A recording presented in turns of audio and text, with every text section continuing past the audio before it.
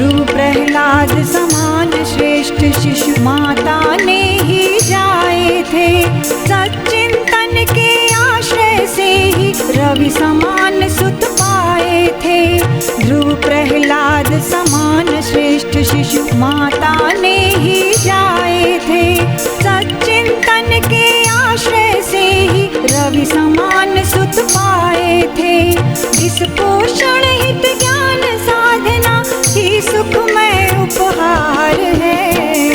माँ का चिंतन भावी शिशु का वह उत्तम आधार है। कैसे अपने शिशु में आप दिव्य गुणों की स्थापना करें, उन्हें अच्छी चीजें सिखाएं, वो तो मतलब सीख रहा है, पर इसका माध्यम क्या है, हम इसको कैसे सिखा सकते हैं और हमें क्या चीज करनी है कि वो उसमें जो गुण है या जो हमको सीख रहे हैं, जो हमको सुन रहे हैं या हम जो कुछ पढ़ रहे हैं वो बच्चे तक कैसे जाए। केवल हमको सिर्फ ऊपर ऊपर तौर पे कर लेना ही लाभ वो नहीं होता है, हमें उसके लिए एक प्रयास करना होता है। जानेंगे वो कौन सा प्रयास है, क्या हमको ऐड करना है, किस तरीके से हमें वो टेक्निक करनी है, इसको हम समझेंगे। तो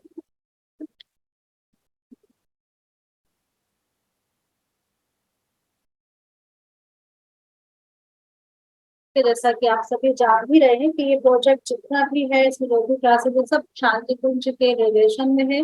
वहीं के मार्गदर्शकों ने, वहीं के सब विशेषज्ञों ने ये हम सब लोगों को ट्रेन किया है। तो आपको ये आज हम बताएंगे गर्भ संवाद के विषय में। लेकिन आपने पहले भी सुना है कहानी से संवाद, जो लोग कुछ महीने पहले जुड़ेंगे, कहानी से संवाद किया, सत्संग से संवाद किया। आपके लिए सुबह एक गीत जाता है, उस पर लिखा रहता है कि प्रार्थना काली गर्भ संवाद, है ना, प्रार्थना कालीन संगीत गर्भ संवाद। तो क्यों, क्या है ये गर्भ संवाद? तो सबसे पहले इसको हम जान लें। हम लोग क्या सोचते हैं कि गर्भ संवाद क्या है? गर्भ संवाद हमारे लिए हमें लगता है कि बातचीत करना, ठीक है, यही मोटा तौर पे हमें मीनिंग समझ में आता है। तो हम इसको क्लियर कर लें पहले कि हम जो आम तौर पे जिस बात कर रहे हैं, तो दिन भर में हम बातचीत करते हैं अपने फ्रेंड्स के साथ या घर में इतनी सारी तमाम बातें होती हैं, तो वो जो नॉर्मल मतलब है वो है वार्तालाप। तो हम संवाद की कैटेगरी में नहीं रखेंगे। संवाद थोड़ा उससे ऊपर, उससे थोड़ा विशेष, उसमें क्या हो जाता है आप इसके अंतर को समझे। वार्तालाप जो हम करते हैं नॉर्मली सहजता से करते रहते हैं, लेकिन संवाद में हम उस पर गंभीरता होती है और उसमें हम किसी विशेष टॉपिक पर, विशेष विषय पर हम किसी विशेष उद्देश्य के लिए बातचीत करते हैं, जो बातचीत हमारी सार्थक होती है, ठीक है। और वो पूरे मनोयोग से होती है, उसमें पूरा श्रद्धा विश्वास होता है, उसपे गहराई होती है ना। जब हम किसी टॉपिक पे लेके चर्चा कर रहे हैं तो वो इसमें हम उसी एक उद्देश्य को लेकर चर्चा कर रहे हैं, तो वो हो जाएगा संवाद। तो जैसे आज हम चर्चा करेंगे गर्भ से बातचीत करने के विषय में। जो हमारा फीटस है, जो अंदर शिशु है, उससे हम कैसे बात करते हैं, एक विशेष टॉपिक हो गया गर्भ से संवाद, गर्भ से वार्तालाप करना। तो एक विशेषता है इसमें, अब उसमें गहराई होनी चाहिए, है ना, उसका एक जुड़ाव होना चाहिए शिशु के साथ में। तो क्या ऐसा हम जानते हैं, समझते हैं कि जो संवाद होता है, जो वार्ताएं होती हैं, जो वाइब्रेशन होते हैं संवाद के, क्योंकि संवाद देखिए हम मन में भी बातचीत करते रहते हैं, बोलते भी हैं, तो हमारा मानसिक संवाद भी हुआ और हम बोल के जो संवाद कर रहे हैं वो भी है। तो मन का, विचारों का भी पूरा प्रभाव पड़ता है पूरी यूनिवर्स पे। वो विचार, वो वाइब्रेशन एक साथ जो होता है, एक वो सारे चलते हैं, उनका प्रभाव ज्यादा होता है। जब कहते हैं कि एक साथ साधना करिए, एक साथ आप क्लास में बैठे, एक साथ ध्यान करिए, एक साथ जप के, सामूहिक जप, सामूहिक साधना, सामूहिक ध्यान, है ना, सामूहिक यात्रा, ये सब सामूहिक या उनका एक विशेष प्रभाव होता है, इसलिए इनका आयोजन किया जाता है। तो आप ये देखें, इसके प्रमाण देखते हैं कि संवाद होता है या जो होता है उसकी हमारे मानसिक संवाद हो या ऐसे जो भी बातचीत करते हैं, जो भी गीत संगीत भजन चलता है या जो भी बाहरी तौर पे होता है, उसका प्रभाव एक स्थान विशेष पर भी पड़ जाता है, हमारे जल पे भी पड़ जाता है, पशु पक्षियों पे भी पड़ता है, भोजन पे भी पड़ता है, और जो वातावरण होता है उसके ऊपर भी प्रभाव पड़ता है। तो सबसे पहले हम देखें कि वाकई ऐसा पड़ता है प्रभाव जल पे। जल पे आपको आहार की कक्षा में भी बताया जाएगा। आवाज कम आ रही है।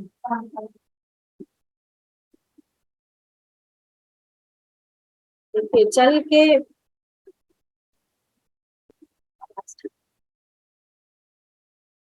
जल पे प्रभाव पड़ता है, और ये एक रिसर्च में बहुत अच्छी रिसर्च हुई है। जापानीज हमारे साइंटिस्ट हैं, नजारू इमोटो, उन्होंने रिसर्च किया है। तो इन्होंने क्या किया, बहुत जगह के पानी को कलेक्ट किया, जैसे हमारे चर्च के बाहर का, और जहाँ पे कोई स्टोर करते हैं गंदे नाले का। इसके अतिरिक्त उन्होंने पानी को अलग अलग जार में रखा भी, और उसमें बार बार, जैसे एक जार को उन्होंने केवल कृतज्ञता के शब्द बोले, थैंक यू कहा, एक को बहुत प्यार किया, लविंग मैसेजेस दिए, और एक को उन्होंने जो है एकदम नेग्लेक्ट किया, है ना।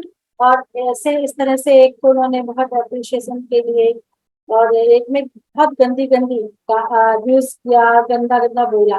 तो उसके बाद उस लगभग एक महीने के बाद उनके क्रिस्टल्स को उन्होंने देखा। तो आप देखिए स्क्रीन पे कि कैसे कैसे जो प्रेयर ऑफर करने के पहले का जो क्रिस्टल बना, देखिए उसमें कोई संरचना नहीं है, कुछ भी नहीं है। उसके बाद जहाँ पर प्रेयर दी गई वहां कितना सुंदर क्रिस्टल बना है। जहाँ थैंक यू कहा गया, कृतज्ञता व्यक्त की गई, वहां पे इतना सुंदर बना है। जहाँ पे अब्यूज किया गया, गलत बातें बोली गई, नेगेटिव थॉट्स दिए गए, वहां पे देखिए कैसा है, कोई स्ट्रक्चर नहीं है ना।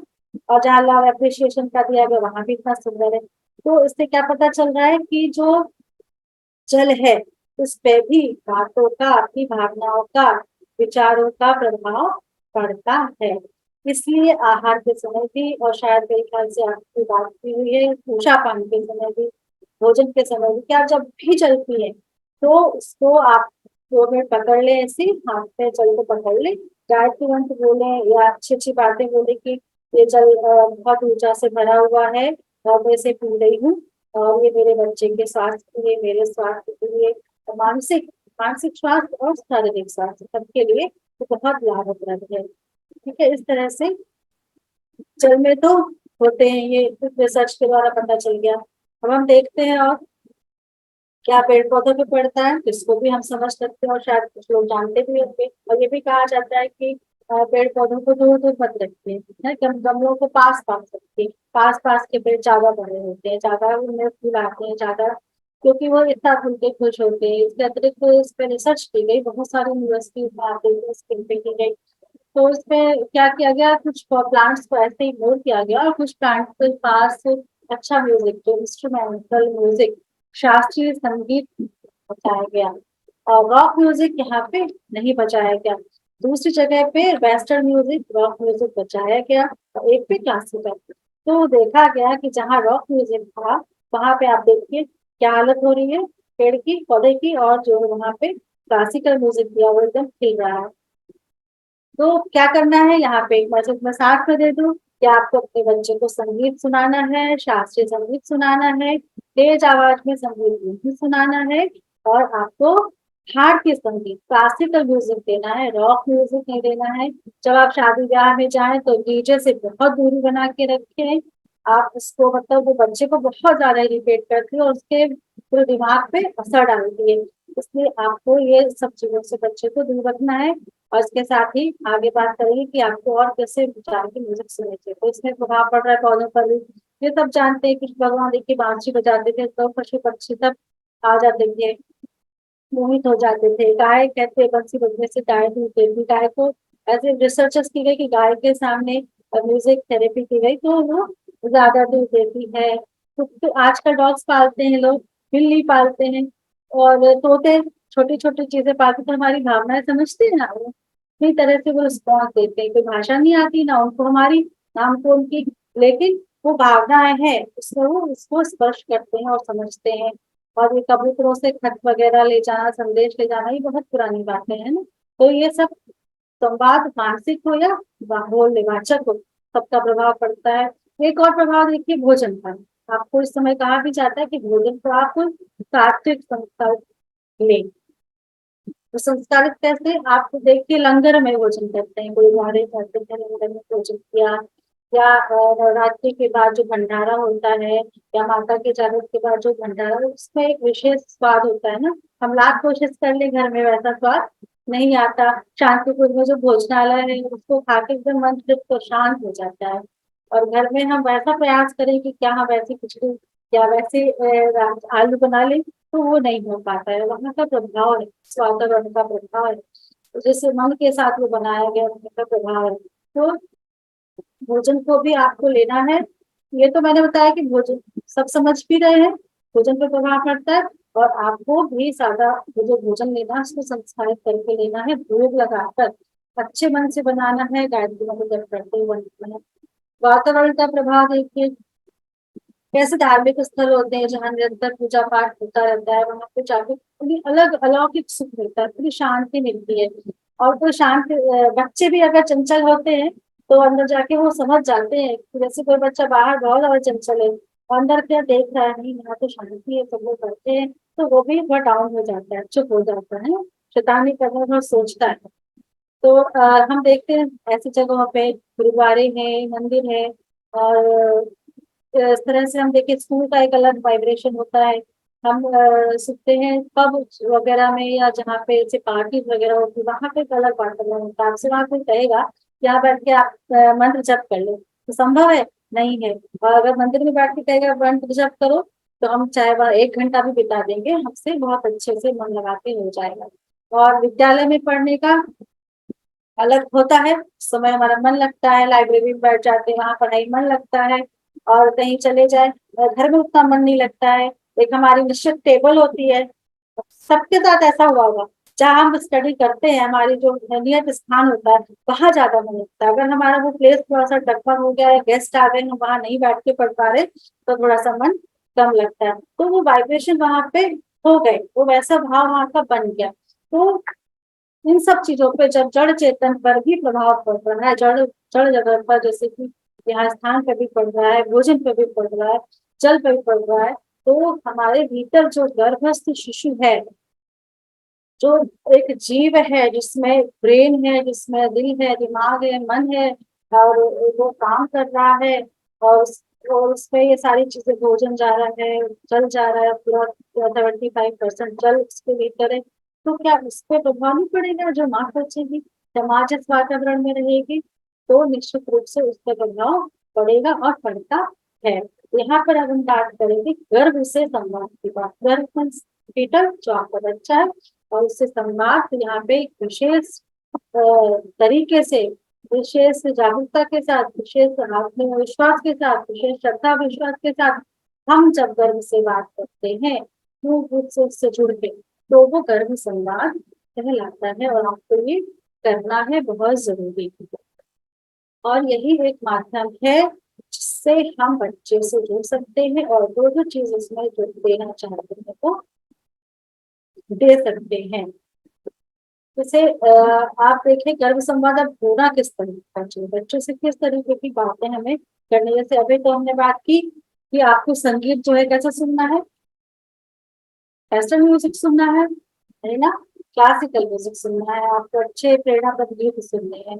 तो इसी तरीके से आपको ऐसा ऐसी चीजों को, ऐसे मटेरियल को बच्चों तक पहुंचाना है जिससे उसका शारीरिक साथ साथ मानसिक स्वास्थ्य भी बढ़े, वो नैतिक मूल्यों को समझे, क्योंकि सामाजिक प्राणी है, जिम्मेदारी, ईमानदारी, बहादुरी, ऐसे गुण उसमें हो। ये कहाँ से आएंगे? कहानियों के माध्यम से आगे हम इसकी भी चर्चा करेंगे। मानवीय मूल्य, दया, क्षमा, ममता, करुणा, जो आत्मा के गुण है, ये संवेदना, आज लोगों में संवेदना नहीं, संवेदना समाप्त हो गई है, ना किसी भी रिश्ते में कोई भी लगाव नहीं रह गया है। इसका कारण ये है कि बच्चे बस पेट में आ जाते हैं, उनसे कोई भी संबंध उस समय नहीं रखा जाता है, और बाद में अपेक्षा की जाती है कि वो हमारी सुने, हमसे जुड़े, है तो। और उसमें संवेदना नहीं होती, क्योंकि हम क्या देख रहे हैं, हम तो बहुत सी गलत गलत चीजें देख रहे हैं, बहुत से गलत गलत विचार बच्चे तक पहुंचा रहे हैं। और वो भी ऐसे हो जाता है कि जरा जरा भाई भाई का झगड़ा हुआ और एक को मार दिया, माँ को बच्चे ने मार दिया। बहुत सारी न्यूज इसको आप लोग देखते हैं। और राष्ट्रीय सामाजिक पारिवारिक कर्तव्य का बोध हो, ऐसी चीजें उसको समझ में आए सुनाए आप उनको। आध्यात्मिक गुणों का विकास हो, उसको देवत्व की भावना चाहिए। देवत्व देना, राष्ट्र धर्म संस्कृति और प्रकृति तो बहुत जरूरी है। ये सारी चीजें उसमें हो, राष्ट्र के प्रति प्रेम हो, धर्म के प्रति श्रद्धा विश्वास हो, प्रेम हो, संस्कृति से प्रेम हो, और उसी के ऊपर होकर वो अपना विकास करे। और बहुमुखी प्रतिभा जिसे कहते हैं, बहुत प्रकार की इंटेलिजेंस है। इसका एक पूरा एक क्लास है आपका विद एक्टिविटीज, और कई दिन का ये क्लासेस कई दिन चलती है, क्योंकि अलग अलग एक्टिविटी कराई जाती है अलग अलग इंटेलिजेंस पे। तो आप उसको मिस मत करिएगा, इसको जरूर करिएगा, समझिएगा। और ऐसी चीजें जो नेगेटिविटी डाला है, हमेशा सकारात्मकता, ठीक है, ऐसी चीजें हमें बच्चे को पहचानिए।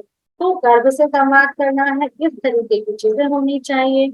और इसको हम पूरा क्या कह सकते हैं कि इसको परिभाषित करें तो, गर्भ में स्थित शिशु के सर्वांगीण विकास के लिए सद्भावना, भावना से जुड़ना है, ठीक है ना, सद्भावनाओं सदविचारों, ना के विचार, और वाणी द्वारा किया जाने वाला जो प्रयास है वही गर्भ संधान है, ठीक है।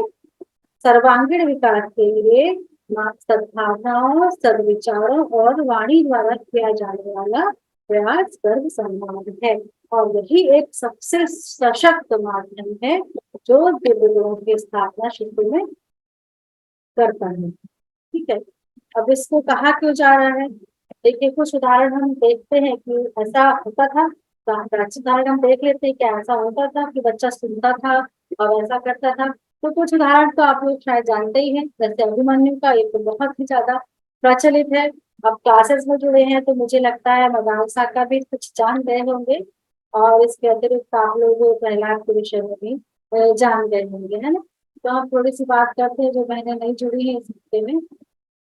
माता मदालसा बहुत ब्रह्म ज्ञानी थी, तपस्वी थी, तपस्वी की तरीके से थी, ब्रह्म ज्ञान उनको हो गया था। कल की क्लास में इनकी डिटेल कहानी बहुत अच्छे रखते हुए सुनाने वाली है, जरूर सुनिएगा। तो ब्रह्म ज्ञानी वो क्यों थे, इसको मैं आज नहीं बताऊंगी, ये थोड़ा आप अपने क्यूरियोसिटी रखिए, कल सुनिएगा। तो वो ब्रह्म ज्ञानी थी, उनको लगा कि और उनका विवाह जब हुआ तो उन्होंने ये सोच के रखा था कि शर्त भी रखी थी कि मैं अपने बच्चे को अपने हिसाब से पालूंगी, उसमें कोई हस्तक्षेप नहीं करेगा। और उन्होंने बच्चों को ऐसा ही पाला। तो क्या हुआ, जब खुद ब्रह्म ज्ञानी थी तो उनके बच्चे, एक बच्चा हुआ ब्रह्म ज्ञानी हो गया, दूसरा भी, तीसरा भी।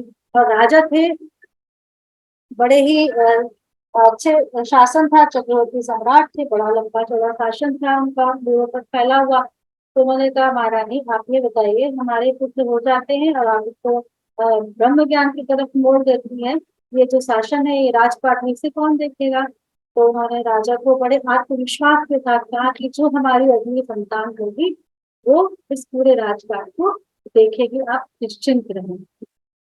के बाद क्या हुआ, जब वो प्रेग्नेंट हुई तो उन्होंने अपनी दिनचर्या को पूरा उसी तरीके से रखा जैसे एक राजसी राजा रहता है, तो राजसी तरीके से रहना, शास्त्रों को पढ़ना, और शस्त्र चलाने की विद्या, युद्ध कला, राजनीति, सारी चीजें, कूटनीति, हर चीज को उन्होंने अच्छे से समझा, खुद घुड़सवारी करना, खुद अस्त्र शस्त्र चलाना, ये सब किया। तो वो बहुत ही कुशल शासक बने और बहुत ही बहादुर बने, वो भी चक्रवर्ती सम्राट, अलग महाराजा अलग कहा जाता है, इस नाम से प्रसिद्ध है। तो इस तरह से इतना बड़ा मनोबल, इतना बड़ा ज्ञान, उनको पता था, ये ज्ञान हमारी पहले की माता है जानती थी, पहले की सभी नारियां ये जानती थी कि गर्भ में बच्चे का विकास होता है और जैसा चाहे हम वैसा बना सकते हैं। तो आप इसको समझ लीजिए कि आप जैसा चाहे वैसा कर सकती है।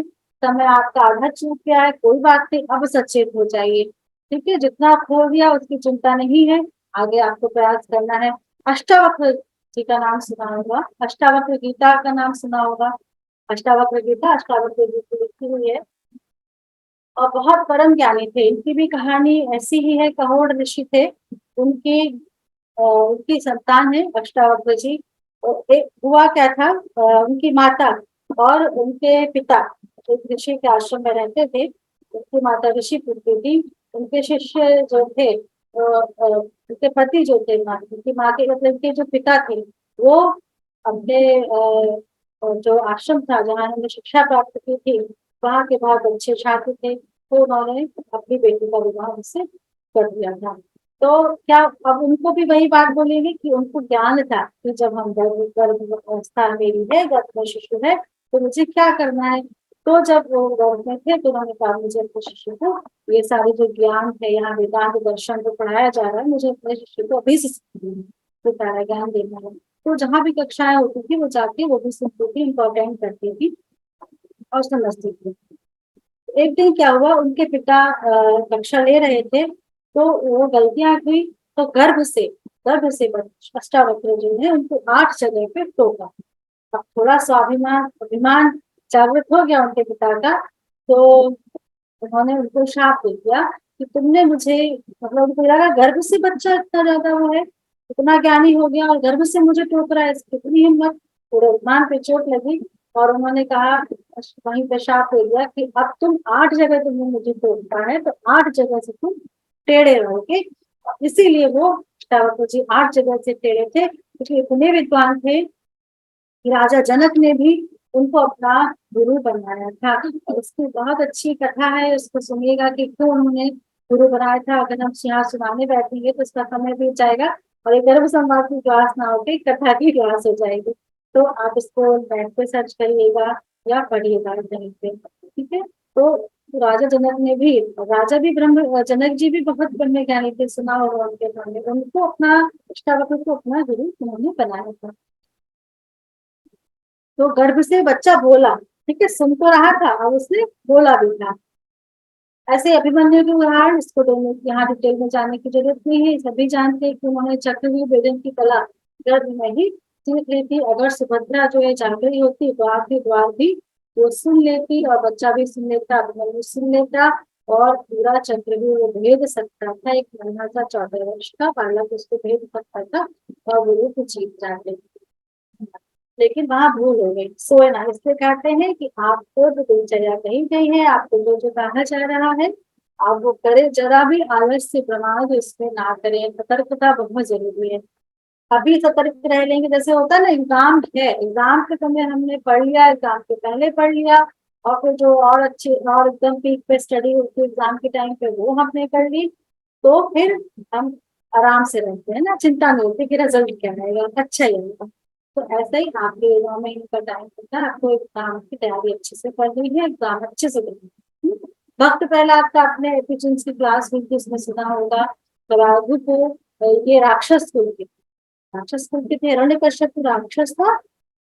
लेकिन बहुत कम लोगों को ऐसा लगता होगा या दिमाग वहां जाता होगा कि भक्त प्रहलाद राक्षस थे, है ना, तो सोचने में भी नहीं आता। लेकिन वो राक्षस कुल के थे। क्या हुआ हिरण्यकश्यप का, अब पता है कि वो शायद कुछ इतना भी पता हो कि वो, उसको अहंकार आ गया था, अपने को भगवान समझता था। विष्णु की पूजा हो, नारायण की पूजा हो, जहाँ भी हो, वो बहुत ज्यादा सबसे काम करता था, प्रताड़ना देता था। लेकिन फिर इंद्र जी ने इंद्र के साथ खुद हुआ देवताओं के साथ। तो क्या हुआ, उसको मारने जा रहे थे, गड़बड़ी थी, उसकी माँ जो है प्रयाग प्रहलाद की माँ का नाम था। तो प्रहलाद उनके गर्भ में थे, तो इंद्र उनको मारने जा रहे थे, सोचा था इनको यही खत्म कर दूं तो वंश नहीं बढ़ेगा। लेकिन नारद जी ने कहा नहीं, आप इसकी चिंता न करें, ये अपराध है, ये पाप है, इन्हें मैं ले जाता हूँ और ये निश्चित रूप से ये बदल जाएगा, गर्भ की संतान ऐसी नहीं होगी। तो ले गए, तो उनके आश्रम में रही। आश्रम की दिनचर्या, सुबह ब्रह्म मुहूर्त में उठना, ध्यान साधना, जप करना, सूर्य को ध्यान करना, सूर्य को अर्घ देना, खुद से सारे काम करना, एक्सरसाइज हो जाना, और सत्संग, नारायण नारायण का जाप हर समय ये, और उनका जो ये प्रवचन देते हैं, कथा सुनाते हैं, वो सारा जो आश्रम का वातावरण था, वो दिनचर्या थी, वहां वो रही। परिणाम स्वरूप हम सब जानते हैं कि भक्त प्रहलाद ऐसे हुए कि स्वयं नारायण को मछली अवतार के रूप में आना पड़ा और अपने भक्तों की रक्षा करनी पड़ी, है ना। तो इतना बड़ा प्रभाव है, तो समझिए। अब ये हमने जाने कुछ पौराणिक संस्मरण, पौराणिक हमने देखे कि कैसे इतिहास में ऐसा हुआ था, काल में तो कहाँ हुआ था। उस समय हमारी माताएं जागरूक थी, ज्ञानी थी, उस ज्ञान को वो जानती थी, ठीक है। तो उन्होंने वैसा किया। लेकिन अब हम इसको समझते हैं कि आधुनिक समय में भी क्या कुछ रिसर्च हुई है, क्या कुछ ऐसे उदाहरण देखने को मिलते हैं कि हम इस पर विश्वास कर सकें कि बच्चा सीखना समझता है या घर में सीखता है। तो ये देखिए ये डॉक्टर थॉमस बर्ने हैं, इनका एक घटनाक्रम है। इन्होंने किताब लिखी the secret life of the unborn child. तो ये एक काम के सिलसिले में कहीं बाहर गए हुए थे, एक कॉटेज में रुके थे। वहां पे इन्होंने देखा कि एक जो केयर टेकर थी इनकी, वो अक्सर एक ही समय पे शाम को आके अक्सर बैठ जाती है और लोरी गीत गाती है अपने गर्भ को देखकर, अपने पेट को देखकर गीत गाती है।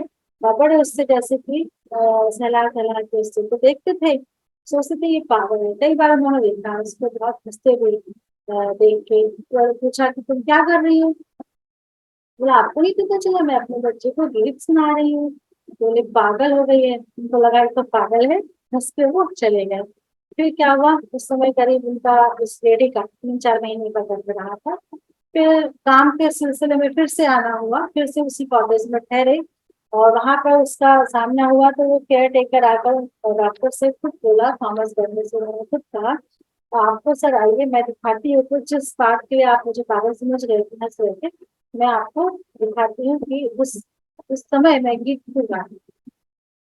तो दिखा, देखिए ये मेरा बच्चा है, ये इतना प्रसन्न रहता है, ये जब रोता है मैं वही गीत गुनगुनाती हूँ, जब इसको सुलाना होता है मैं सुला के दिखाया, उस गीत को गा के बच्चा धीमे धीमे सो गया। इसी गीत को मैं गाती हूँ, ये सो जाता है। जब ये चिड़चिड़ाता है, भोजन नहीं करता, तो मैं गीत गा गाकर जो मैंने गर्भ के समय गाए थे वही सुना सुना कर करती हूँ, और मुझे किसी प्रकार की कोई समस्या नहीं होती। तो डॉक्टर को उनको बड़ा आश्चर्य हुआ कि हाँ वाकई ऐसा हो रहा है। तो फिर उन्होंने और ज्यादा रिसर्च की, क्या अनबॉर्न चाइल्ड जो होता है, जन्म के पहले जो बच्चे की लाइफ है, गर्भ के अंदर की जो लाइफ है, उसको भी कुछ सीक्रेट है क्या, ऐसा होता है क्या कि बच्चा सीखता है समझता है। तो उन्होंने किताब लिखी है, जो लोग पढ़ना चाहे तो उसको आप पढ़िएगा। ऐसे ही एक दक्षिण अफ्रीका, यहाँ तो पढ़े लिखे की बात हो गई, पौराणिक ज्ञान वानियों की बात हो गई। दक्षिण अफ्रीका का एक बहुत छोटा सा जगह है जहाँ पे बहुत पिछड़ा इलाका, वहां पे एक लेडी हुई है। वहां पे उन्होंने बताया अपनी बुक में, बुक का नाम देख रहे हैं ना, वेलकमिंग स्क्रिप्ट। तो उन्होंने किताब लिखी उसको समझने के बाद। वहां पे एक चलन था, जनजाति है, डोगरा डोगरा जनजाति। वहां पर उस जनजाति की वो थी, उनका एक प्रथा थी कि जब बच्चे के लिए कंसीव करना, जब हमने सोचा है, तो समझिएगा अभी तक तो गर्भ के बाद की बात हो रही थी, जब हम सोच रहे हैं कि हमें बच्चा करना चाहिए, तब भी वहां पर क्या होता है, माँ जो होती है वो चली जाती है किसी एकांत जगह पे। वहां पे वो सोचती है कि मेरा शिशु कैसा हो, मेरा बच्चा कैसा हो, उसकी कल्पना करती है उसमें कैसे गुण होने चाहिए। फिर उस गुण गुणों पे आधारित वो एक कविता लिखती है, गीत लिखती है, ठीक है। फिर वो एकदम तैयार हो जाती है मानसिक रूप से, और उसकी पूरी गीत बन जाता है, पूरा मनोभूमि बन जाती है। फिर वो वापस घर आती हैं महिलाएं, और फिर वो गीत अपने हस्बैंड को, अपने पति को सुनाती है, उनको बताती है कि इस तरह से समझाना चाहते हैं।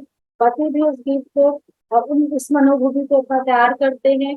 फिर उसके बाद वो कंसीव करते हैं, ठीक है, उस मनोभूमि के साथ कंसीव करते हैं।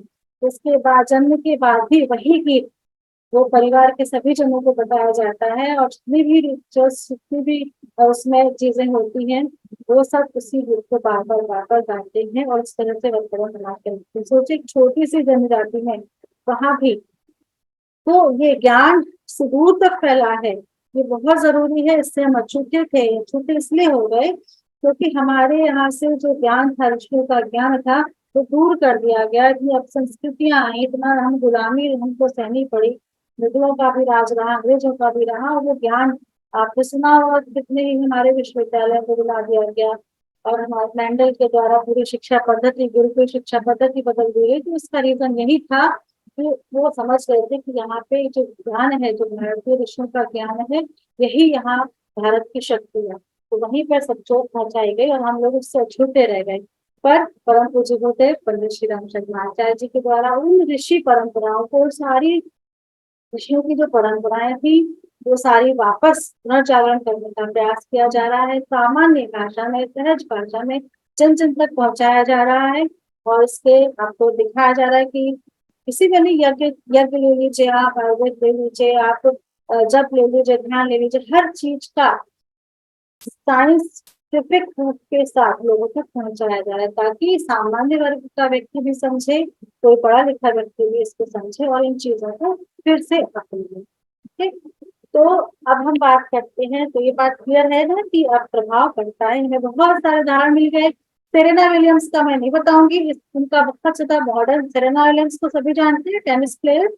उनका आप पढ़िएगा, खुद से पढ़िएगा नेट पे कहीं पे। उनके माता पिता ने बहुत प्यार किया गर्भावस्था के पूर्व से। ठीक है, गर्भस्थ शिशु सुनता है, समझता है गर्भ में कैसे। अब हम इसको थोड़ा साइंस की तरफ जाते हैं। तो आपको बताया भी जा चुका है विज्ञान की क्लास में, ये क्या होता है, बच्चे का अवचेतन मन सक्रिय होता है, सब कॉन्शियस माइंड सक्रिय होता है, वो भी 90%। ठीक है, तो इस समय वो शोर कॉन्शियस है।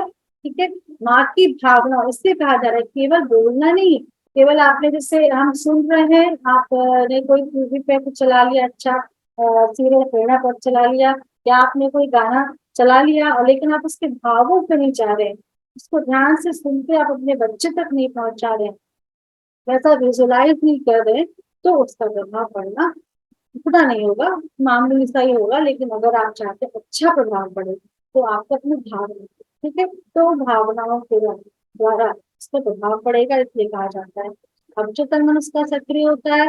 और इस समय उसकी ग्रहणशीलता बहुत ज्यादा तेज होती है, और इसीलिए वह माता की भावनाओं के प्रति बहुत ज्यादा संवेदनशील होता है, और जल्दी जल्दी सारी चीजों को बहुत अच्छे से सीखता है। ग्रास्पिंग पावर बहुत ज्यादा होती है, ये आप समझ लीजिए इस तरह की। फिर दूसरा त्रैमासिक, ठीक है, दूसरा त्रैमासिक 3 महीने के बाद जो चौथा महीना है, तब क्या होता है, शिशु आवाज पहचानने लगता है ना। और उसके बाद वो आवाज के प्रति प्रतिक्रिया भी देना शुरू करता है, थोड़े थोड़े किक्स हम लोगों को महसूस होने लगते हैं बहुत लंबे टाइम पीरियड पे। बाद में जल्दी जल्दी होते हैं, वो छठे सातवें महीने में होता है। और छठे माह में भावनात्मक केंद्र बन जाते हैं, भावनाओं को बहुत अच्छे से समझने लगता है, प्यार, खुशी, दुख, तनाव सब पहचानने लगता है। और ये सारे आपने वीडियो क्लिप देखे भी होंगे जब आपको विज्ञान की कक्षा डॉक्टर साहब ने ली थी। ठीक है, तो ये सब हम रिवाइज कर रहे हैं इसको समझिए, है ना। तो ये सब होता है, इसीलिए जो तीसरा त्रैमासिक है, मतलब 7वें महीने से बाद से उसकी याददाश्त के केंद्र, मेमोरी उसके सीखने के केंद्र बन जाते हैं। और कहते हैं 9वें महीने तक वो कई भाषाओं को सीखने की क्षमता रखता है, कई भाषाएं उसको सिखाई जा सकती है। माँ अगर उससे उसको सीखती है, तो बच्चे में भी वो चीज आएगी। जब वो बाहर, ये नहीं कि जन्म हुआ और उसने कोई भाषा बोलनी शुरू कर दी, यहाँ ऐसा नहीं कहा जा रहा है। यहाँ ऐसा कहा जा रहा है कि जो चीजें हम यहाँ पे देंगे गर्भावस्था के समय, फिर हम बाद में उसको वातावरण वो मिलेगा, हम देंगे। और देना होता है 5 वर्ष तक माँ बच्चे को उसे अच्छे वातावरण में रखा जाता है, जैसा हम चाहते हैं, तो ही बच्चे फिर उस तरह से बड़े होते हैं। और उसके बाद फिर उनकी वो सारी चीजें पक्की, संस्कार जिसे कहते हैं, संस्कार पक्का हो जाता है। और इस समय क्या है, बच्चा 24 घंटे में लगभग 8 शब्दों को सीखता है। इसमें हमको 4 घंटे का गर्भ संवाद करना चाहिए। और एक ही प्रकार का गर्भ संवाद नहीं, उसको भी विभिन्न तरीकों से करेंगे, क्योंकि हम भी रोज एक ही प्रकार का खाना खाएंगे तो हम भी बोर हो जाते हैं। तो बच्चे को जो मानसिक भूख है, जो मन है, उसको हमें जो भोजन देना है, वो भी हमें एक ही प्रकार का नहीं देना, भिन्न भिन्न प्रकार की हम उसको व्यंजन देंगे, है ना। मानसिक भोजन जो होगा वो देंगे, कौन कौन से देंगे वो हम लोग बात करते हैं। अब एक बात करते हैं कि हम बोले इसके आदर्श के केंद्र बन जाते हैं, उसके मैम सीखने लगता है। अवचेतन मन उसका सक्रिय है, और अवचेतन मन कितना है, 90%। ठीक है, तो 90% अवचेतन मन भी सक्रिय है, चेतन तो होता ही नहीं है उस समय। और जो लॉन्ग टर्म मेमोरी होती है, वो भी इसी में अवचेतन मन में सक्रिय होती है ना।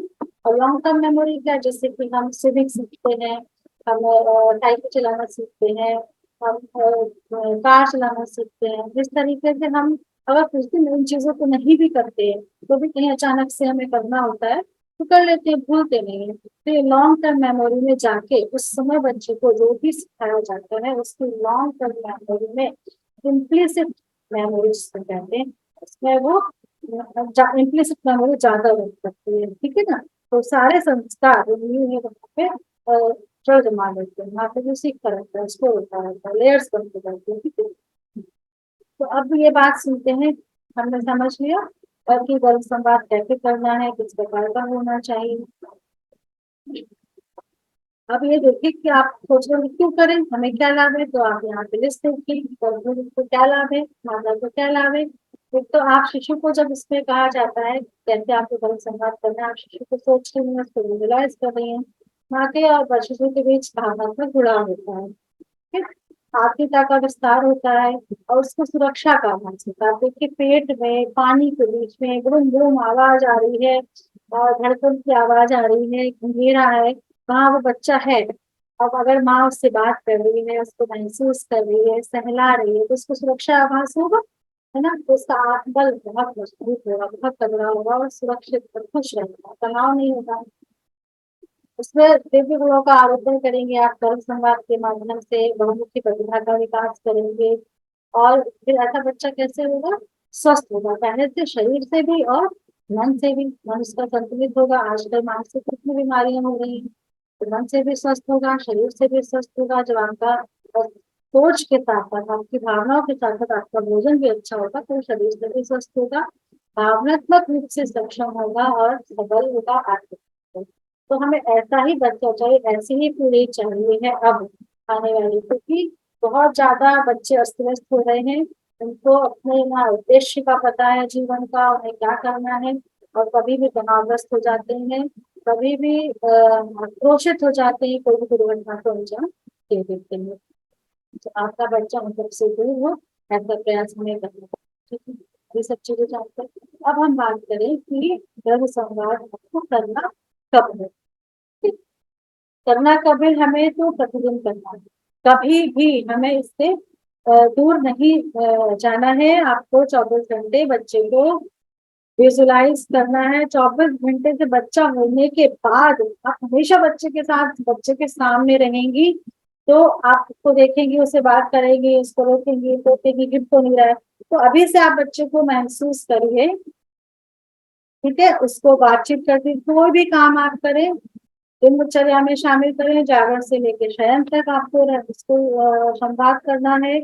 और जो भी गुणवर्धक, ज्ञानवर्धक जो भी सूचना है, जो भी कार्य है, उनके उसको लेकर के संवाद स्थापित करना है, ताकि वो ज्ञान, वो सूचना बच्चे तक पहुंचे, ठीक है।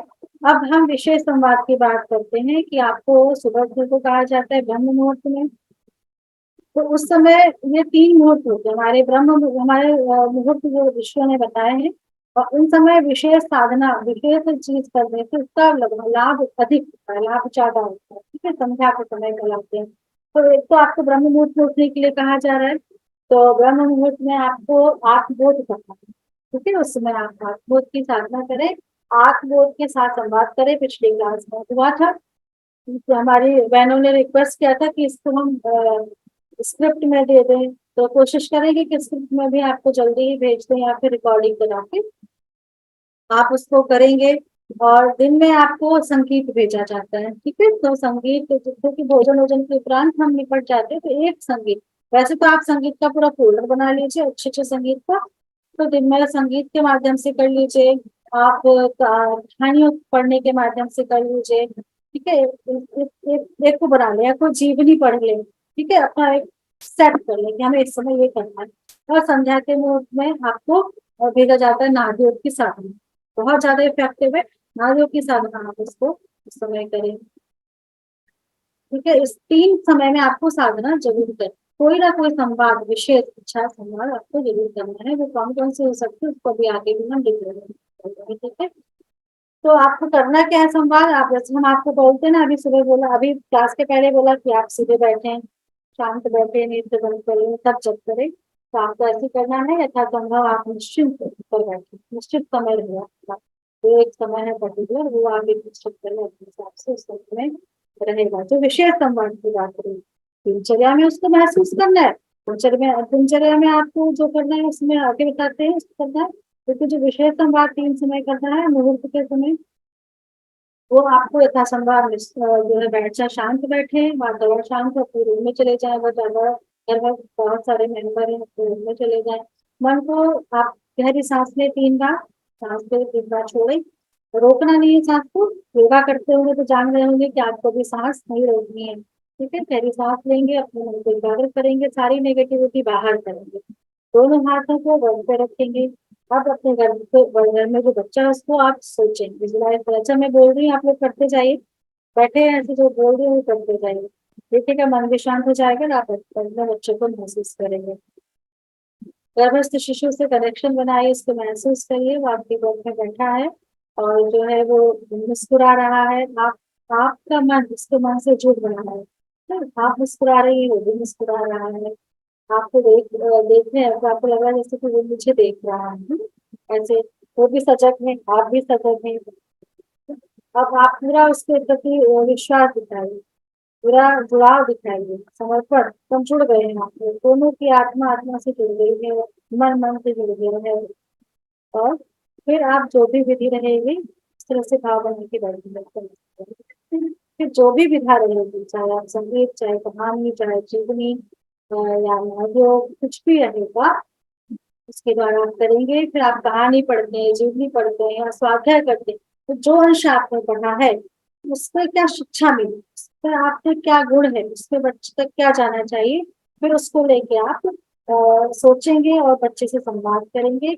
और ऐसा बोलेंगे जैसे आपने मान लीजिए महाराणा प्रताप की कहानी पढ़ी या आपने सुनी, फिर आपको उसको सुनते रहना है, बच्चे को सुनाते जाना है।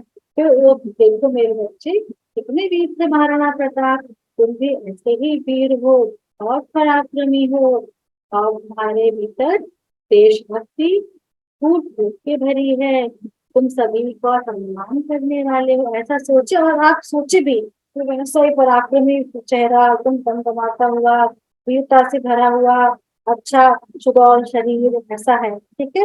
और बेटी है या बेटा कोई भी हो, दोनों गुण, दोनों प्रकार के गुण दोनों में होंगे। नारित्व के गुण अगर बच्चे में भी लड़के में भी आएंगे तो एक बहुत अच्छा व्यक्तित्व बढ़ेगा, उसकी संवेदना होगी, उसको दया होगी, करुणा होगी। और जो पुरुषत्व के गुण है, पौरुष के गुण है, वो है तो दोनों का कॉम्बिनेशन। यही गुरुदेव कह रहे हैं कि इस समय ये दोनों गुणों का कॉम्बिनेशन चाहिए। महिला है, लेडी है, तो उसमें तो ठीक है, आए वो गुण, दैवीय गुण आ रहे हैं ऑटोमेटिक, दया क्षमा। लेकिन अगर उसमें पौरुष भी आ गया और तो ऐसी लड़कियां भी चाहिए, तभी नवनिर्माण होगा। तो दोनों बच्चे हो, चाहे बेटा हो या बेटी हो, दोनों में ऐसे भरपूर गुण है ना। तो आपको ये नहीं सोचना है कि वो बेटी है तो हम रानी लक्ष्मी आई, हम कोई वैसी कहानी सुनाएंगे लड़कियों वाली, और लड़का सोच रहे हैं तो हम ऐसा सुनाएंगे, तो ऐसा कोई सोच नहीं डालना है। बस वो एक संतान है, एक शिशु है, एक जीव है, तो आपको इतना ही सोचना है, ठीक है ना। अब संवाद कोई भी कर सकता है, जो करेगा उससे उसका संबंध अच्छा बनेगा। दादी करेगी तो नाती पोते उनके साथ खेलेंगे, उनको उनका आदर करेंगे, उनके साथ जुड़ा होगा। पिता करेंगे तो पिता के साथ होगा। जो भी है, नाना नानी है, जो भी छोटा फर्स्ट बेबी है, जो भी है, सबको संवाद कर सकते हैं आप। इसके साथ में अनकंफर्टेबल हूँ वो अलग बात है, उसके साथ आप कंफर्टेबल हैं, आप कर सकते हैं, संवाद करें, बच्चे को महसूस करें, उससे बातचीत करें, नई नई चीजें सिखाएं। हाँ, नेगेटिविटी कोई भी सिखाएगा, सब सिखाएंगे तो इसी तरीके की चीजें। एक ये माता पिता द्वारा संवाद जरूर करें। तो आपको दिनचर्या में बताया जाएगा, तो शाम का टहलना है, जब पिता लोग अपने वर्क प्लेस से आ जाते हैं, और आजकल तो लड़कियां भी, आप लोग भी जॉब करती होंगी काफी सारी, तो जब आप दोनों आते हैं शाम को, तो डिनर के बाद आप घूमने जाएं। आपके उस समय आपके हस्बैंड, क्योंकि बच्चे के साथ आपको पूरा टाइम है, हस्बैंड नहीं है, तो उनसे कहिए इस समय आप बात करिए, बच्चे से कुछ अच्छी चीज बताइए, बच्चे को कुछ इंफॉर्मेटिव बताइए, कुछ आजकल की जो समस्या है उनको कैसे समाधान मिल सकता है, इस तरह की चीजें बताइए। तो इस तरह की बातें आप करें। और ये घटना है, जापान की घटना है ये, उनके ये बच्ची देखो कितना हंस रही है। ये जब गर्भ में थी तो इनके पिता उससे बातचीत करते थे, और यहाँ तक कि फोन पे भी वो बात करते थे। वो फोन रख देती थी घर पे, उससे बात करते, और इसको बोलते थे हेलो लिटिल एंजल, ऐसे करके वो बात को स्टार्ट करते थे, और हमेशा संवाद उससे करते रहते थे डेली। अब ये देखिए आप, ये लेबर रूम में ही है, ये बच्चे की नाल नहीं कटी है, इसकी नाल नहीं कटी है इस समय, उसको माँ के घर पे लिटा दिया जाता है। फॉरेन कंट्रीज में पता होगा कि जेंट्स को भी, हस्बैंड को भी जाने देते हैं अंदर ना। यहाँ पे ऐसा बहुत कम जगहों में, बड़े शहरों में ही ऐसा संभव है, किसी हॉस्पिटल में, पर बाहर ऐसा होता है। तो वहां पर इन्होंने उसकी नाल नहीं कटी है, जैसे इन्होंने, उसके पिता ने कहा हेलो माय लिटिल एंजल, तो देखिए कितनी सारी स्माइल, इतनी लंबी सी स्माइल उसने की है। तो बच्चा अपनी माँ की बात तो सुनता ही है, माँ की भाषा समझता है, माँ के स्पर्श को महसूस करता है। लेकिन अगर कोई पिता या कोई घर का कोई सदस्य उससे बातचीत करता है, कनेक्शन बना के रखता है, तो वो उसकी भाषा भी सुनता है, समझता है और स्पर्श भी करता है। ठीक है, तो आप अपने हस्बैंड से कहिए कि ये जुड़ाव बनाना है आपको, क्योंकि आजकल देखिए पिता को और बच्चों में बिल्कुल भी संबंध नहीं, माँ में भी बहुत कम हो गया, क्योंकि वो सोचती पल रहा है, थोड़ा है 9 महीने बीतेंगे, डिलीवर हो जाएगी, फिर पालेगी, इस समय कोई ध्यान नहीं देना होता। तो इस समय ये सारी चीजें प्रभाव डालती है। आपको मैंने पहले बता दिया कि संवाद दो तरह का होता है, मानसिक और वाणी द्वारा। तो हम डिटेल में नहीं करेंगे, और हमारे पास समय का है, हम जल्दी से जान लेते हैं कि किस किस तरीके से हम संवाद कर सकते हैं। तो अभी एक बात बता चुके हैं कि दिनचर्या में आपको महसूस करना है, तो दिनचर्या में जो जो काम आप करेंगे, तो दिनचर्या का चार्ट भेजा गया था, उसमें आपको करना है सब चीजों को। तो आप जो भी कर रहे हैं उस समय उस चीज का बच्चे को महत्व बताएं, और आप करें, यहाँ तक कि आप अगर भोजन भी बना रहे हैं तो बताएं कि ये सब्जी है, इसमें ये चीज होती है, विटामिन होते हैं, हमारे शरीर को फायदा करती है। तो दाल बना रहे हैं, ताकि बताएं, फिर सब मिल बैठ के खाएंगे, भोजन करने से पहले गायत्री मंत्र पढ़ेंगे या कोई मंत्र पढ़ेंगे। इस तरह से हर चीज की वैल्यू आप उसको बताते ही चले जाए। आप वाटर प्लांट लगा रही हैं, उसे पानी दे रही हैं, सफाई कर रही हैं, घर व्यवस्थित कर रही है, तो बच्चे को भी सब सिखाना है। तो उसको महसूस करते रहे और उसके बाद करते रहे, ठीक है, तो उसको बहुत अच्छा लगेगा, वो बहुत खुश रहेगा। आप देखिएगा बाद में जब पैदा हो जाएगा बच्चा, हमेशा मुस्कुराता हो जाएगा, रोना वोना नहीं, टेंशन नहीं दिखेगा उसके चेहरे पे। तो आप भी इंजॉय करिए और बच्चे को भी इंजॉय कराइए आपके हर काम का। ठीक है, उसके अतिरिक्त जो 3 बार आपको कहा है कि विशेष संवाद करना है, विशेष समय पे, सुबह दोपहर शाम, तो सुबह तो आप ब्रह्म मुहूर्त में जो है आप योग कर लीजिए, आप जागरण गीत सुन लीजिए, ठीक है, उसके माध्यम से संवाद कर लीजिए, और ध्यान प्राणायाम वगैरह ये आप एक साथ भी कर सकते हैं, अलग अलग, ठीक है, दूसरा कर लीजिए। दूसरा आता है संगीत के द्वारा। आधी चर्चा हो चुकी है कि आपको शास्त्रीय संगीत सुनना है, प्रेरणादायक गीत सुनना है, तो आप देशभक्ति के गीत ले सकती हैं, भजन ले सकती हैं, और संस्कृत के श्लोक का आपको श्रवण करना चाहिए। मैं आपको छोटी सी क्लिपिंग दिखाऊंगी। संस्कृत बहुत ज्यादा वैल्यू रखती है बच्चे के मस्तिष्क के विकास के लिए। तो संस्कृत के श्लोकों को खुद पढ़ें, उनका खुद से उच्चारण करें, ठीक है, पुस्तक ले लें कोई भी आप, तो बलिदान भास्कर से कैसे परिवार के यहाँ से ले सकते हैं, आप उससे जो मंत्र पढ़ सकते हैं। और बहुत प्रकार के पाठ होते हैं, रुद्राष्टकम है और गुरु शब्द जो भी है, आप इस तरीके से चीजें आप उसको पढ़ें। तो संगीत का क्या प्रभाव है?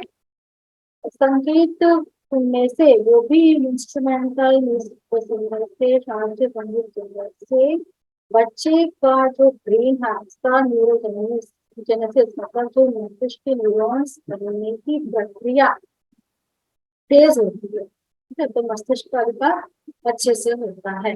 इसलिए आपको इस समय संगीत जरूर सुननी चाहिए। आपको रोज एक संगीत ग्रुप में भेजा भी जाता है, तो जो लोग सुनते होंगे, जिन्होंने अवॉइड किया होगा उनको थोड़ा नुकसान हो जाएगा, तो जिन्होंने सुना होगा उनका फायदा हो जाएगा। तो आप गीत सुने सुने भी, और साथ में जो है आप उसको बच्चे को,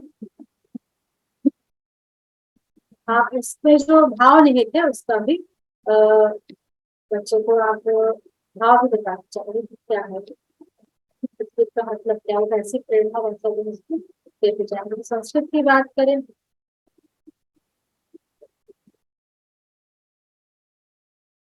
संस्कृत के श्लोक सुनने से बच्चे की मेमोरी बढ़ती है, उसकी कॉग्निटिव फंक्शन, सीखने की क्षमता बढ़ती है, ठीक है, बच्चे की जो सीखने की क्षमताएं होती है वो उसकी बढ़ती है। इसका आप रिसर्च को, तो आप लोग को क्या करना है, संस्कृत को शामिल जरूर करना है, ठीक है, क्योंकि उससे बच्चे का ब्रेन का जो डेवलपमेंट है उसका बहुत ज्यादा ध्यान करने वाली है। संगीत, म्यूजिकल संगीत, ध्यान और जो है संस्कृत के श्लोक वगैरह। इसीलिए हम आपको यहाँ पर क्लास में मंत्र करवाते हैं, मंत्र को साथ में ले लेते हैं, म्यूजिक के साथ में ले लेते हैं और ध्यान भी करवाते हैं। तो वो एक कॉम्बिनेशन हो जाता है, ठीक है। और आपको कहते भी इससे करने के लिए, तो उसको अवॉइड ना करें, उसको किया करें, बहुत मन से एकदम करें, ठीक है। उसके बाद सत्संग द्वारा बीच बीच में आपको कुछ हम किसी का उदाहरण सुनाते हैं, डॉक्टर जमुना पांडा जी का है या किसी का, हम थोड़ा सा सुनाते हैं। आप भी अच्छे अच्छे लोग, आजकल क्या है, हाथ में मोबाइल है, नेट चल रहा है, ढेर सारा डाटा पड़ा हुआ है, और फिर हम क्या करते हैं, और इतनी सारी रील एक के बाद रील देख रहे हैं, फालतू की रील देख रहे हैं, टाइम पास कर रहे हैं। उसकी जगह क्या करिए, तो अच्छी बातें सुनिए। तो बहुत सारे शांति कुंज के 2-3 चैनल है, ऋषि चिंतन है, शांति कुंज का खुद से अपने चैनल्स है, और बहुत सारे अच्छी अच्छी बातें हैं जिनको आप सुने, समझें और शिशु तक पहुंचाएं। टाइम पास ऐसे ना करें मोबाइल में। और स्वाध्याय के द्वारा कोई अच्छी पुस्तक ले लें, किसी महापुरुष की जीवनी ले लें, संस्मरण होते हैं महापुरुषों के, उसकी पुस्तक होती है, उनको पढ़ें, कहानियों को पढ़ें, और उसके माध्यम से जो गुण है, गुण बताते हुए बच्चे पर उसको उस गुण को आरोपित करना है। और ऐसा नहीं बोलना है कि तुम ऐसे होगे, तुम ऐसे हो, तुम ऐसे ही हो, ऐसे करके आपको बच्चे से बातचीत करनी है, संवाद करना है। प्रेरणाप्रद कहानियां, धारावाहिक, तो उसको देखते रहते, सीरियस लेडीज को देखने का बड़ा खाना बना रहे हैं, सीरीज पे चल रहा है, कुछ सीरियल चल रहा है, या आपके हॉल में कोई न्यूज देख रहा है, तो उसमें वो न्यूज आ रही है, दुनिया भर की बहस आ रही है, मारकाट की न्यूज आ रही है, हत्या की न्यूज आ रही है, आप सुन रहे हैं, भोजन बना रहे हैं, तो सारा का सारा क्या जा रहा है, भोजन में जा रहा है, या खाते समय आप कर रहे हैं। और धारावाहिक कोई भी देखें, आपका बच्चा थोड़ा बड़ा होता है, तो आप उसका बच्चा बाहर की आवाज भी सुनता है, उससे भी वो प्रभावित होता है। प्लस क्या हो रहा है, आपके घर का वातावरण, उन वाइब्रेशन से, उन नेगेटिव वाइब्रेशन से आपके घर का वातावरण खराब हो रहा है, उसका प्रभाव भी पड़ रहा है, प्लस आप जो आपके ऊपर भी पड़ रहा है, और जो भोजन बना रहे हैं, आप जो भी कर रहे हैं, उसके माध्यम से वो बच्चे में जाएगा। इसलिए आपको पूरे समय वातावरण उनका अच्छा लगता है। इस तरह से महापुरुषों की कहानियां के बहुत सारे सीरियल्स आजकल आ रहे हैं हमारे टीवी पे, उनको देखें, ठीक है। विशेष दिवस, बच्चों को पता ही नहीं है हमारे राष्ट्रीय पर्व कौन से होते हैं, क्यों होते हैं, उनका क्या महत्व है, हमारे धार्मिक पर्व क्या प्रेरणा लेके आते हैं, अंतरराष्ट्रीय राष्ट्रीय दिवस पढ़ते हैं, उनके माध्यम से आप बच्चे को बताएं जो आपको नॉलेज है।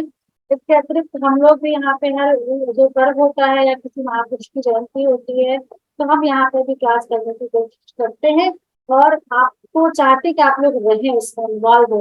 तो वो कोई खेलकूद नहीं होता है, पूरा बच्चे में वो सारी चीजें जाए, धर्म के प्रति प्रेम हो, अपनी संस्कृति के प्रेम हो, अपने जो राष्ट्रीय, हम अपने देश के जो महापुरुष हैं उन सबके प्रति प्रेम हो।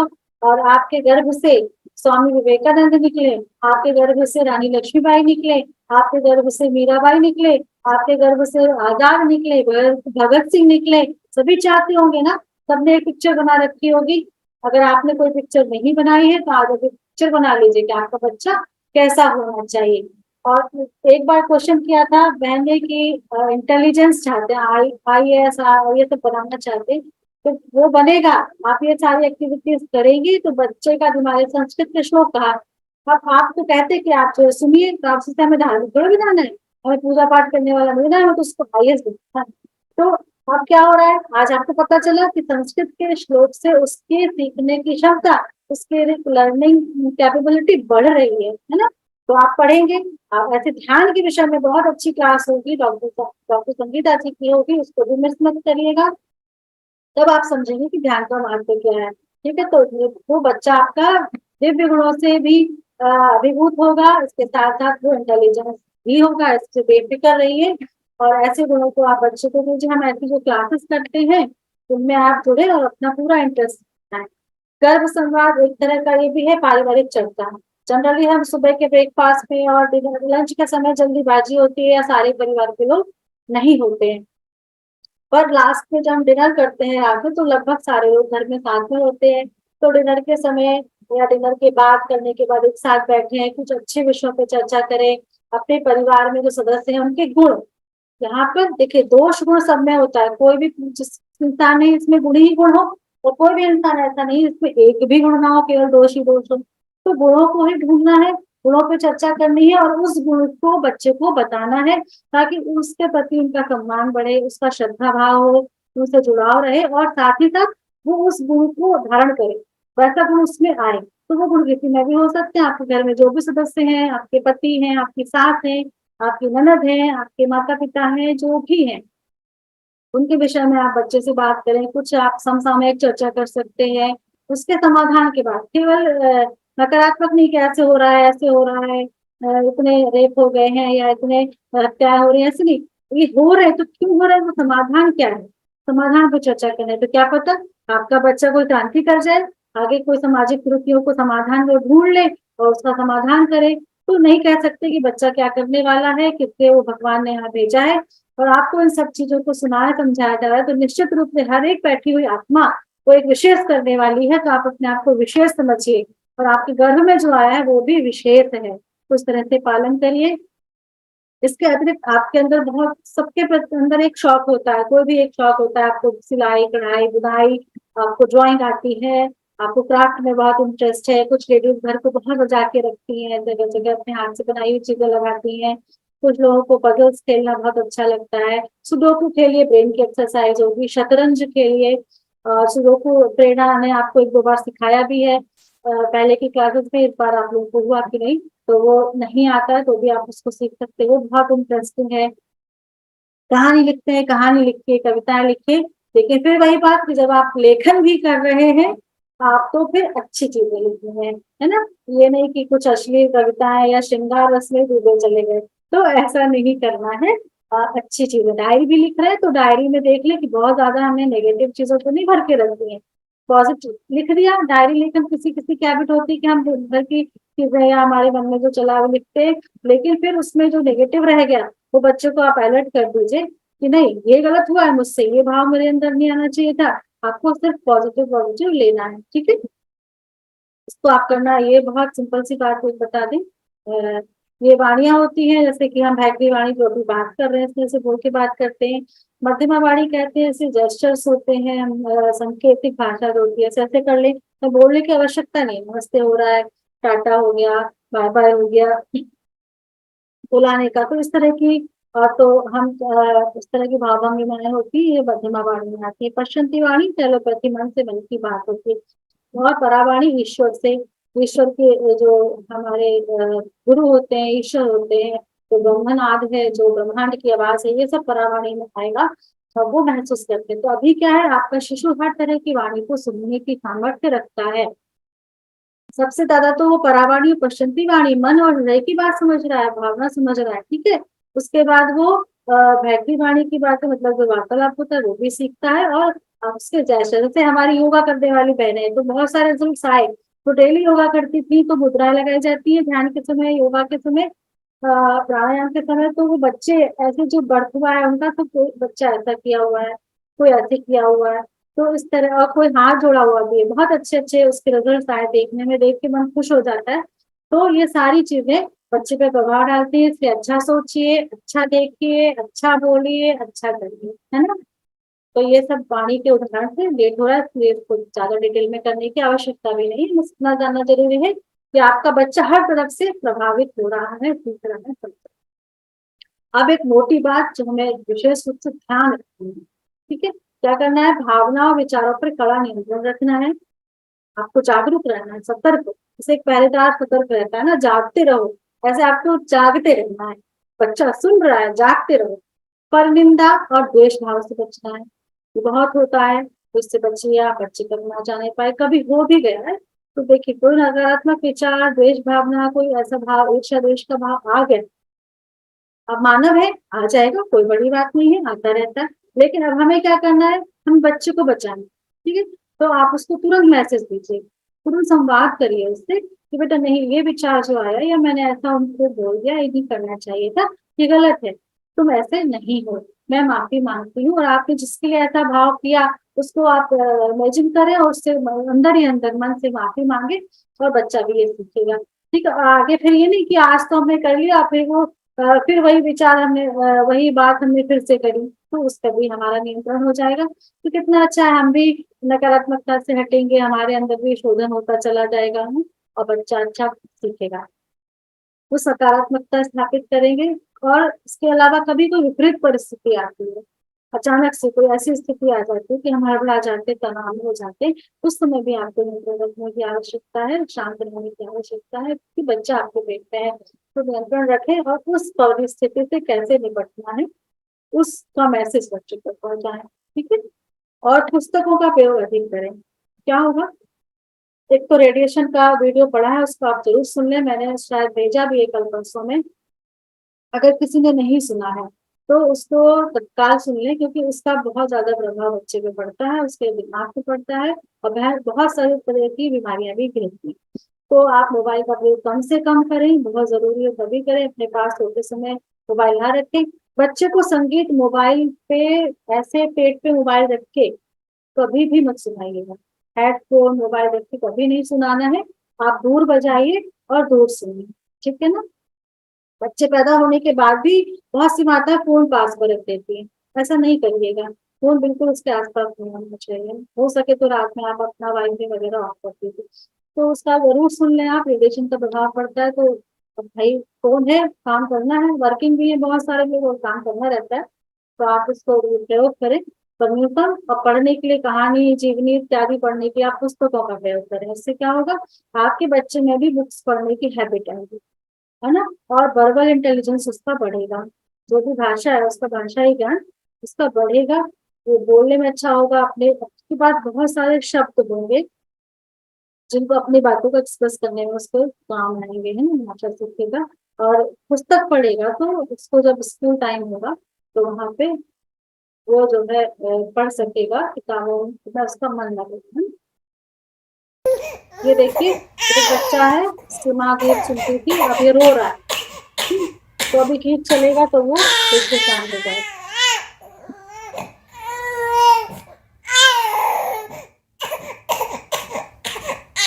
ऐसे बहुत सारे वीडियोज आए हैं, पुरानी हमारे बैचेस की बहनों ने बना के भेजे थे,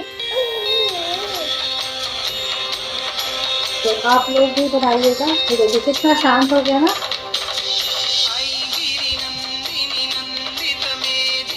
उसको पहचानी हुई म्यूजिक लगी, वो एकदम से चुप हो गया।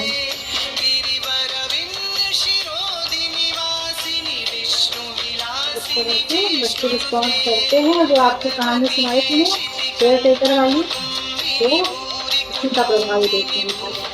तो इस तरह से क्या होगा, हम जो गाना बजाएंगे, भोजन करा रहे हैं, बच्चे बहुत तंग करते हैं खाना खाते समय, तो उसमें चला दिया, तो सुलाते समय चला दिया। एक जागरण की आप करेंगे तो जागरण के समय चला ले। ऐसी एक कहानी का भी है, इसको ध्यान से देखिएगा। और हम इसको पूरा चलाएंगे तो आप उसके एक्सप्रेशन देख पाएंगे। माता कहानी सुनाती थी, वही कहानी वो सुना रही है।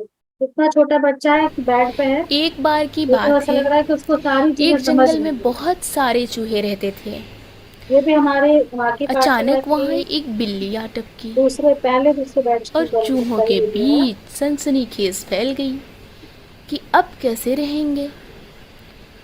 ऐसे में एक बूढ़ा बुजुर्ग चूहा अपने कौम को बचाने के बारे में सोचने लगा और उसने सभी चूहों की सभा बुलाई।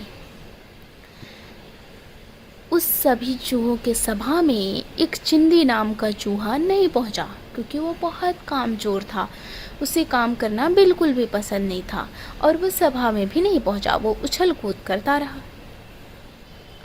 फिर क्या हुआ कि चूहों के बुजुर्ग मालिक ने कहा कि तुम लोग 4 भागों में विभक्त हो जाओ और पूरे चूहों की बिरादरी को बिल्ली से बचने के उपाय सिखाओ।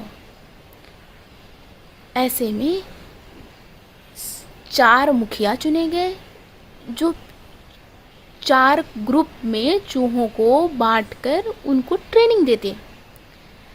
लेकिन चिंदी नहीं पहुंचता वहाँ, उसको लगता ये फालतू का काम है, जब बिल्ली आएगी तब देखा जाएगा। और हुआ क्या, एक दिन अचानक बिल्ली आ पहुंची और जब सभी चूहे भाग रहे थे, चिंदी भी भागने लगा। लेकिन उसे तो तरकीब पता ही नहीं थी कि कैसे बिल्ली से बचना है। सभी चूहे छिप गए, बिल में छिप गए, और चिंदी आलसी की तरह से ज़्यादा भाग भी नहीं पाया और उसे बिल्ली ने पकड़ लिया। फिर क्या हुआ?